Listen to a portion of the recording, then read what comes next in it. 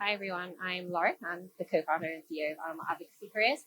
And we are an organisation that is trying to attract and direct more talented mission-aligned people to careers that help animals the most.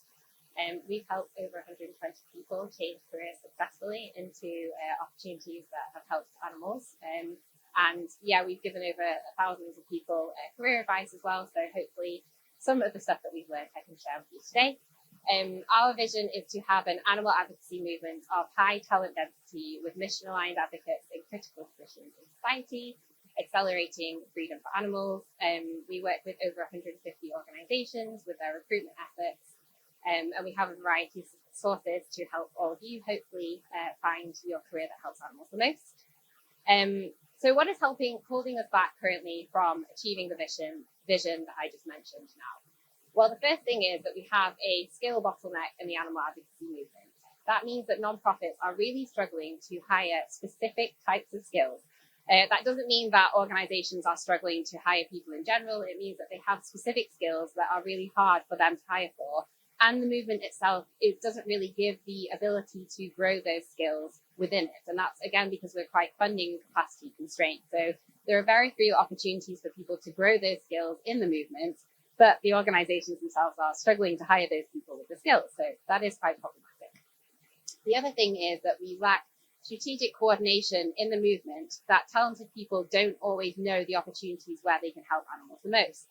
So often people actually think that the only way that they can understand that they can help animals is in nonprofits, but that's not actually the case. Sometimes for some people, the way that they can help animals the most is actually by not working in a nonprofit. And I'm going to talk to you a little bit more about that in a bit.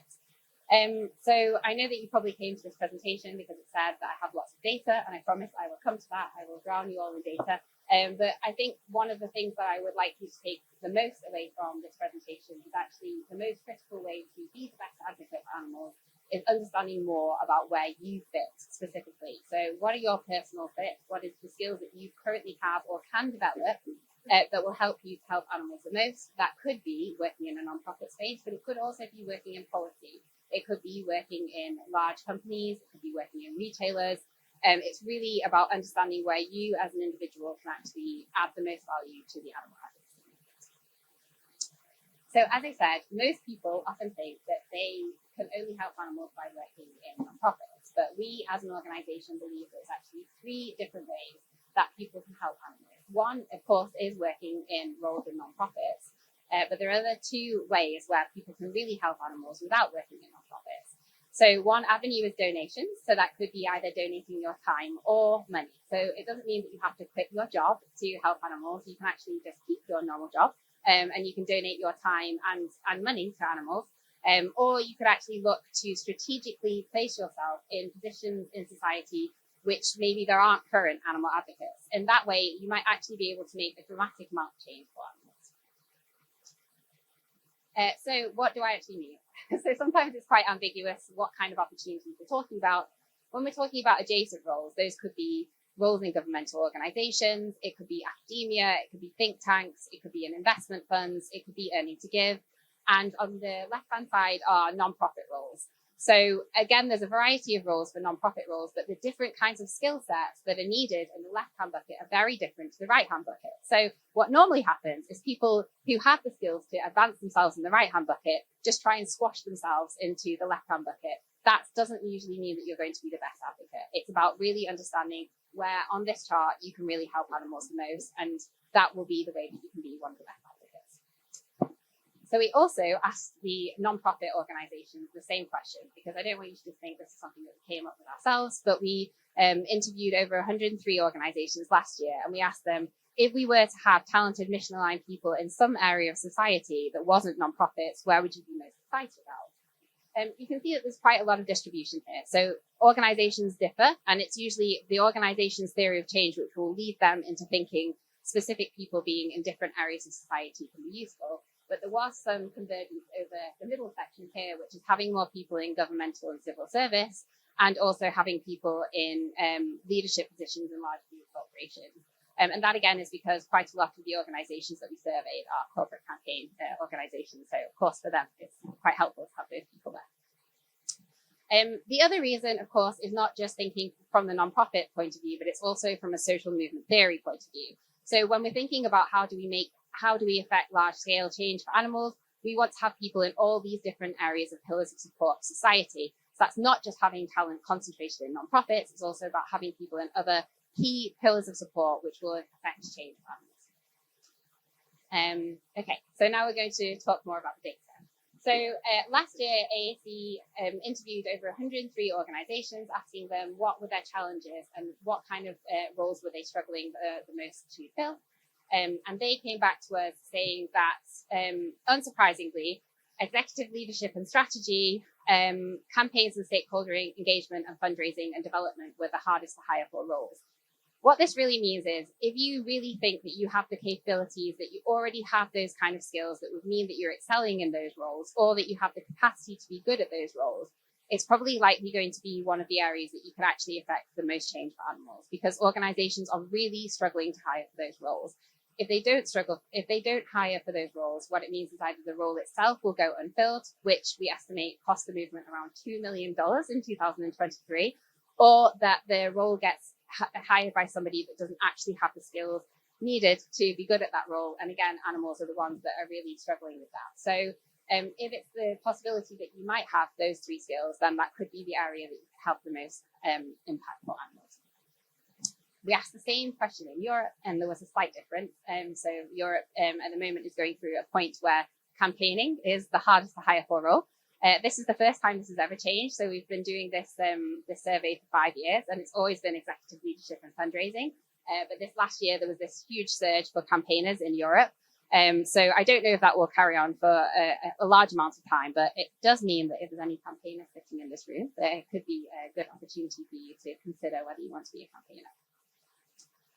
We also asked nonprofits what were the kind of key traits of their highest performing staff. So there's two elements of whether you're going to get hired. One is, do you actually have the skills that are needed? So do you have the experience specifically? And do you actually have the characteristics that these organizations are looking for? And do you fit into the culture for them? So again, it's quite varied. And I think that the one thing that the slide shows is that actually it's more important for you to understand the culture of the specific organization that you are applying for. So the cultures will all differ. And I think that the commonality is not actually that much, but they are like kind of random skills that almost anyone could be good at. But there was some kind of congregation over them being easy to work with and the ability to learn quickly and have strong analytical and problem solving skills. We also asked them, what skills do you wish more candidates applying for roles have? And this was also interesting because a lot of them were asking for them to have more work experience inside the movement or have a personal background or involvement in specific networks. And this aligns a lot with when we're helping organizations to recruit. Again, they're kind of looking for people to already have experience in the movement, but also have the skills that don't exist in the movement. So there is a slight disconnect there. And I think that another thing that we kind of realized through our own research is that a lot of candidates who have volunteering experience in the specific skills they're applying for, that can really help them to land the job in the end. So yes, now I'm going to come on to you about the 120 people that we've helped place in their roles and what kind of themes do they actually have. So again, one of the things that we really noticed that was out of the 120 people that we placed, 64% of them had previous volunteering experience. 48% of that is in animal advocacy. And this wasn't just volunteering in like just like a random volunteering. It was usually volunteering that was specific to the job that they were applying for. So if you're applying for a fundraising job, maybe you'd already had fundraising volunteering experience. And we just see that there is a correlation between people who have volunteered being more likely to get the job. We also noticed that the people who tended to get the jobs have more work experience. So this could also just due to the target audience that AAC has. We do tend to target more mid to career to late professionals, but we did notice that most people had higher number of work experience, and that was correlated to getting a job. But the few people that did have less than 1 year did have like a PhD or a master's that was in animal related studies. I think that's the same slide, but I actually can't remember what's on the slide, so I'm sorry. I think the last thing that I did want to just mention to people is that I often see that a lot of people, when they're applying for jobs, don't specifically talk about why they particularly would be a good fit for the job. And it sounds really simple, but it is really about understanding if you're coming from outside of the sector and you don't actually have the experience of being inside the movement, you really have to translate that onto your application so that the recruiter isn't having to pick up that information for you. You're telling them really specifically why you are going to be the best person for the job. So yeah, in conclusion, I think that one of the key characteristics and traits of the most successful candidates is actually identifying where you specifically can have the most impact. If you're still at university, studying animal-related degrees can be really helpful because that can either accelerate the amount of time that it will take you to get the job, but it can also open up jobs that not that many people can have. And to succeed in nonprofits, these were some of the skills that we specifically picked out from for our talent survey, but also building up career capital based on where you want to apply, like volunteering experience can also be really helpful for you.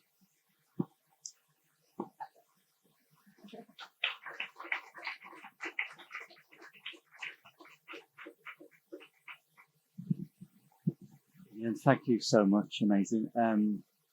There's no questions on the app, so we may as well just take questions from the floor if anybody's got any questions. I actually wrote mine on the app, so I'll just read it out.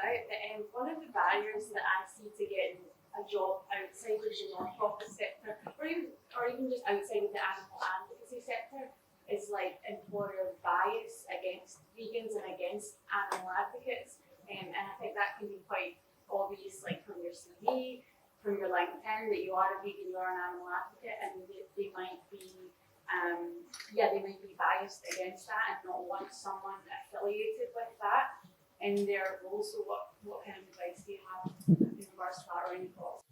Yeah, I think that I would just not put it on my CV. So I think that the best way that we can affect change from the inside is probably to be like self-vegan. So to like just not have anything there. Like I'm quite careful with my LinkedIn. Well, actually less so now because I've come out of the for-profit sector. But if I was trying to go into a governmental role, I would really try to be as bland as possible.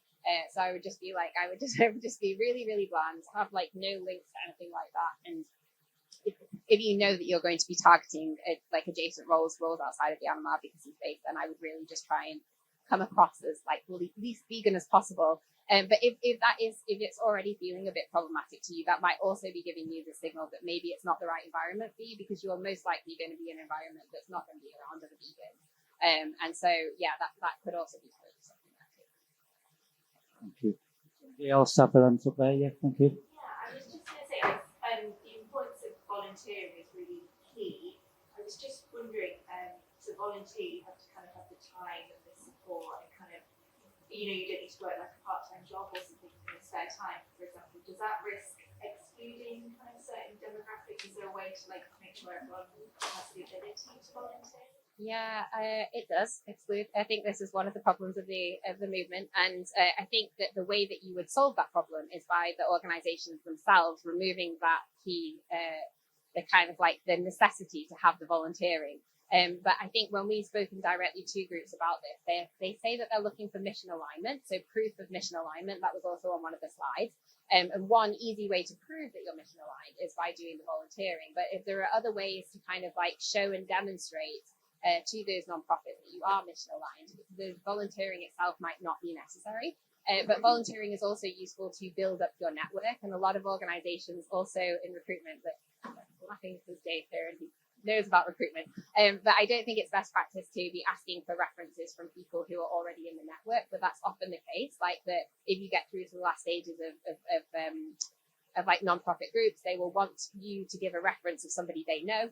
So it is a lot actually in our movement about like who you know and the networking aspect of it as well, which can be increased when you do things like volunteering. So I don't think the system is fair. All I can do is tell you this is how the system is and this is how you can best like work within the system. But changing the system is something that I do believe also would make it more equitable. Brilliant. Thank you. There was a question on the app, so I will come to you if that's okay. But, please, can you give us a legal ground for the corporate social responsibility for companies that use animals in their supply chains? Thanks in advance. Sorry, what? Can you give us a legal ground for the corporate social responsibility for companies that use animals in their supply chains? I don't think that's not the right thought. I'm not a lawyer. No, it was his fault. Was it? Did you ask the question? Yeah, Okay. it was his fault.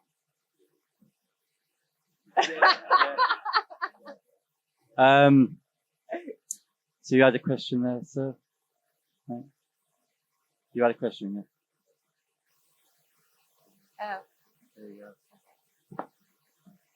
It's okay. Anybody else got a question? Sort of the breakdown between like how valuable volunteering experience is versus how valuable like your education and sort of prior work experience.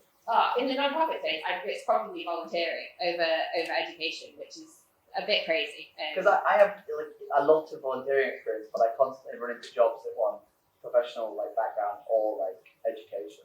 Yes. I've not found a campaigning position that actually wants prior volunteering experience yet. Really? That is so. I did see. I think Anima posted a job for, but I guess it's international. But they were like, you literally don't need to have like any educational background. You just need to. But I think it's very specific to the type of job, and I do think campaigning is a unique one because it's more they want you to have experience inside the movement and less like to have an educational background. So that is very surprising to me. You're an anomaly. Well done. Yeah, another question. What's the best like sort of space to see like campaigning jobs? Like where should I be checking regularly? Of course, I know what. But I think you can also, before our job board existed, back in the day, people would actually just go to organisations that they're interested in working with. And I still think that's great. I mean, hopefully we're scraping most of them because it's automated. But I do think still following those organisations is a really good way to. Yes, James. I was interested and surprised that you said that there seems to be a struggle to hire campaigners. Yes. Do you have any like context on why that might be, like what they're looking for or what doesn't exist, like what is happening there? I'm so glad you asked that question, James. We do have a skills profile coming out soon, which we'll dive a little bit more into that. But I think what has happened is, as you know, like there's a lot of burnout in our movement. So a lot of the more experienced professional campaigners have now left the movement, and it's leaving this kind of like dearth at the top where you have like a lack of experienced people who have campaigns have now left the movement, and there is a lack of training. So you're not getting the kind of upward momentum. So I do think it's happening at the top, but apparently also organizations are struggling to hire campaigners throughout. I guess when I was speaking to some organizations about this, they said that a lot of people from at least outside of the movement don't know what a campaigner is. So like, I think people in the movement know what a campaigner is, but they don't know like, who's a campaigner? Like, what's the skill set of a campaigner? So hopefully we can do some kind of education around that of like, apparently good marketers can be campaigners. So we'll have a skills profile out about that, but I think it's probably that people from outside of the movement don't know what it is, and then there aren't that many people in the movement that have the campaigning experience that they're looking for. But maybe there's a job opportunity here. More questions? One of the early slides showed that the sector didn't really value academia. Did you have any theories about that? I don't think it's that they don't value it. It could have been what are the hardest hire for roles. So I think the current job market for nonprofits is 700 globally. And then when you divide that by the specific thing, so academia, there's not that many roles in academia. So there could be like, I don't know, maybe 5 or 10% of those 700 roles at academia, but there might be more academics than there are roles. So that it just means that there's an oversupply for that particular skill set, and there's like an undersupply of people that have the specific skill sets for campaigning, fundraising, and leadership. But it doesn't mean that we need people with all skills in the movement. That's not hopefully that's what I would say.